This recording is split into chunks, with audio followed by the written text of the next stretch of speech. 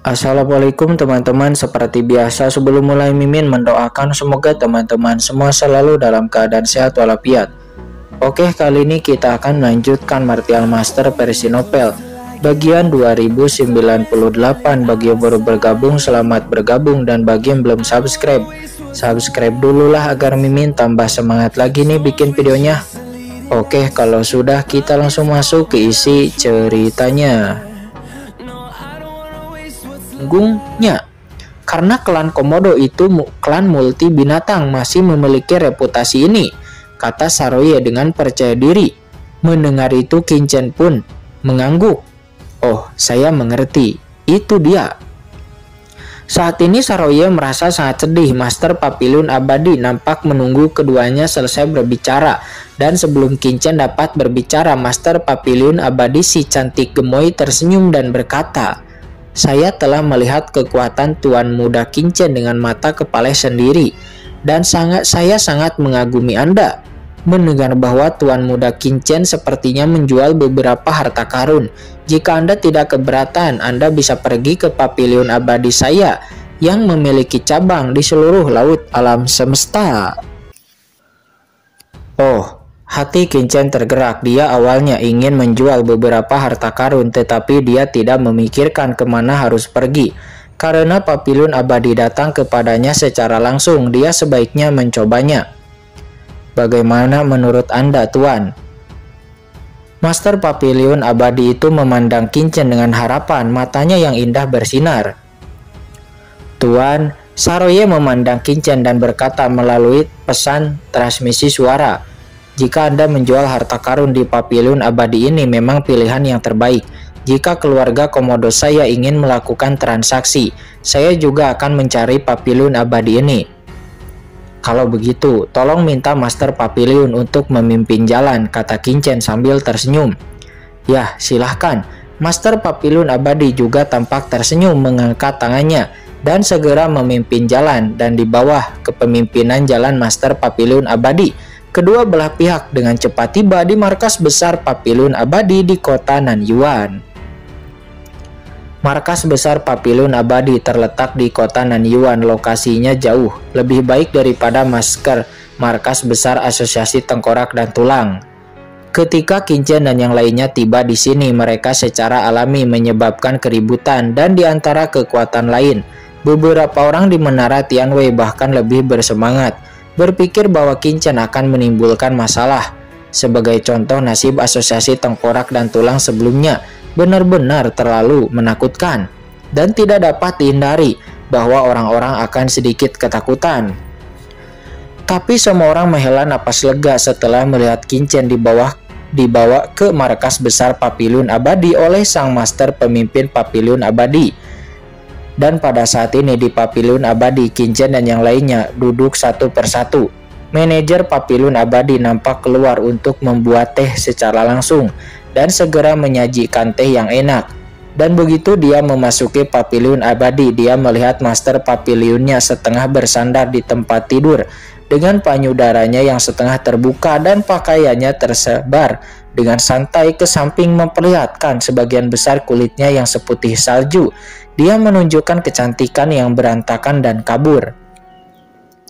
Tuan Papiliun, kamu melihat ini? Manajer Papiliun Abadi buru-buru menundukkan kepalanya, tidak berani melihat secara langsung, dan dengan hati-hati menyajikan teh. Ada orang luar yang hadir di sini, jadi Master Papiliun Abadi bisa lebih santai. Tapi sekarang dia Master Papiliun. Sayangnya manajer Papiliun Abadi hanya tersenyum pahit di dalam hatinya. Tidak tahu harus berkata apa. Meskipun dia juga tahu bahwa Master Papiliun terlihat sangat menggoda, namun dia sebenarnya sangat berhati-hati. Pada pandangan pertama dia terlihat sangat telanjang, tetapi jika dia dilihat lebih dekat, dia hanya akan memperlihatkan beberapa pahanya saja dan sebagainya. Tetapi dengan postur seperti itu di depan orang yang baru saja dia temui, apakah dia tidak takut Kinchen itu akan marah dan mengambil tindakan? Kalian berdua, teh ini adalah teh agung Dao Ilahi yang Papiliun Abadi saya petik dari laut semesta. Teh ini berasal dari sumber Dao Agung dan mengandung kekuatan Dao Agung. Ini adalah teh harta karun yang langka kalian berdua dapat mencicipinya, kata Master Papilun Abadi. Dia dengan hati-hati mengambil teh dan berkata sambil tersenyum. Dengan lambaian tangannya, 2 cangkir teh seketika muncul di depan Qingchen dan Saroye. Dia membuka bibir merahnya dan menjilatnya dengan lembut. Di sepanjang tepi cangkir menunjukkan godaan yang tak ada habisnya. Ya Tuhan, mata Saroye membelalak saat melihat ini, dan dia dengan cepat menundukkan kepalanya. Seperti manajer Papilun Abadi sebelumnya, wanita manusia ini terlalu berani. Faktanya begitu dia dan Qingchen sebelumnya masuk, Master Papilun Abadi berbaring tepat di depan mereka, membuatnya tertegun. Tidak melihat kejahatan Saroye, dia hanya bisa menundukkan kepalanya dan buru-buru minum teh di mulutnya. Dengan mulutnya yang besar, dia bisa meminum semuanya dalam satu tegukan. Tapi sepertinya ia mencicipinya dengan hati-hati, menyesapnya sedikit demi sedikit, seolah-olah tehnya sedang tumbuh seperti bunga. Aku tidak bisa melihat dengan cukup, tapi aku hanya ingin melihat ke atas, gumam Saroye. Dengan cara ini, Saroye dengan sekilas dapat tahu bahwa postur Master Papilun Abadi ini jelas untuk dilihat oleh Tuan Qingchen. Benar, lihatlah Master Papilun Abadi. Jika aku terus menatap, bukankah itu akan membuat tuanku menjadi tidak bahagia? Tapi saat ini Qingchen mengabaikan isyarat dari Master Papilun Abadi, dan lalu Qingchen menyesap tehnya. Aroma jalan yang kaya langsung memenuhi tubuh Qingchen. Pada saat ini pori-pori di sekujur tubuh Qingchen meregang, dan ada jejak aura jalan yang mengalir ke seluruh tubuhnya. Aura jalan ini sangat lemah. Faktanya itu tidak banyak meningkatkan kekuatannya, tetapi memberi dia pemahaman tertentu tentang jalan itu. Sebuah perasaan khusus yang sangat ajaib. Seluruh tubuh Qingchen merasa seolah-olah berada di awan, dia melayang di udara. Pantas saja ada banyak orang berkuasa di lautan kosmik ini yang ingin mencicipi teh ilahi siang dan malam di puncak transendensi. Tentu pemahaman Anda tentang jalan besar pasti akan membuat lompatan yang mencengangkan.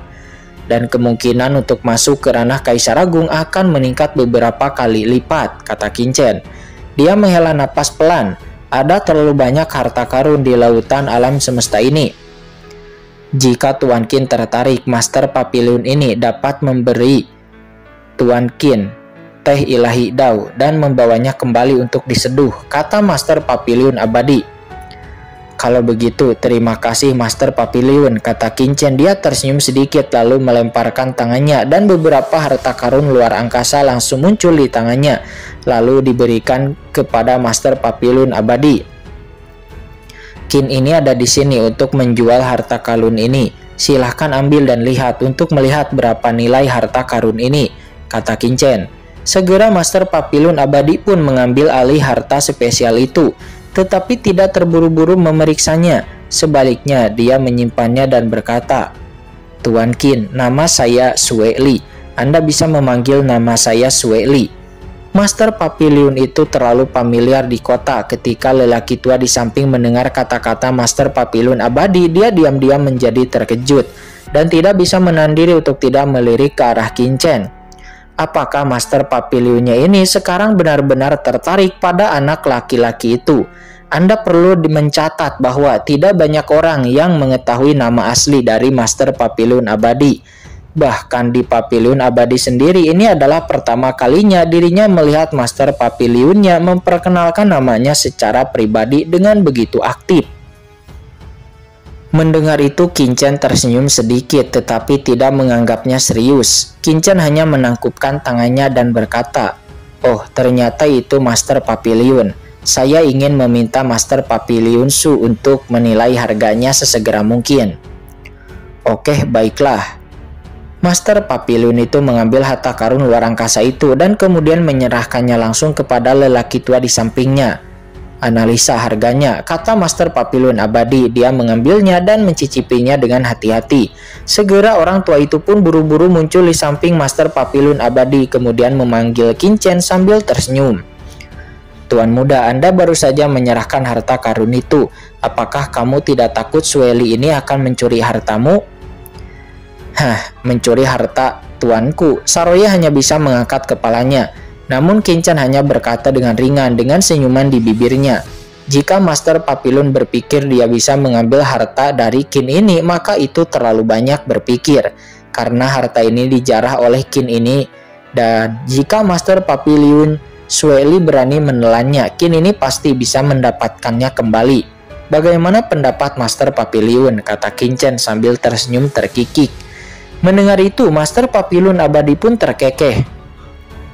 Tuan Muda Qin bercanda. Sueli hanya mengatakannya dengan santai. Beraninya aku mengambil harta milik Tuan Qin. Bahkan jika kamu meminjamkan 10 keberanian lagi dari Sueli, aku tidak akan bisa melakukannya.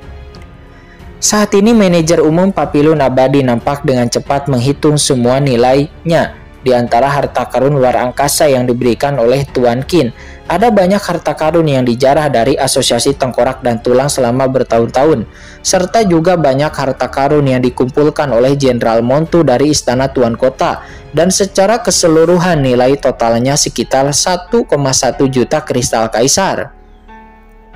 1,1 juta kristal kaisar. Qin Chen hanya mengerutkan kening. Dirinya sekarang memiliki sekitar 8,6 juta kristal kaisar di tubuhnya. Ditambah 1,1 juta kristal kaisar, ini kebetulan sekali jaraknya hampir pas 10 juta kristal kaisar. Hanya beberapa ratus ribu yang kurang. Bahkan Qin Chen berpikir apakah Master Papillon Abadi ini mengetahui berapa banyak kristal kaisar yang dibutuhkan olehnya. Dia pun melirik ke arah Master Papillon Abadi dan manajer umum Papillon Abadi. Nampak tidak bisa menahan untuk menggelengkan kepalanya sedikit. Pihak lain tidak tahu tentang kristal kaisar di tubuhnya, jadi seharusnya tidak seperti ini. Dan ketika manajer Papillon Abadi melihat Qin Chen mengerutkan kening, jantungnya seketika berdetak kencang dan dia pun buru-buru melangkah maju dan berkata, "Tuan Qin, saya menghitung harga yang sesuai dengan harga normal. Saya adalah anak yang lugu dan saya pasti melakukannya dengan benar. Tapi jika menurut Anda saya tidak sengaja menurunkan harganya, maka...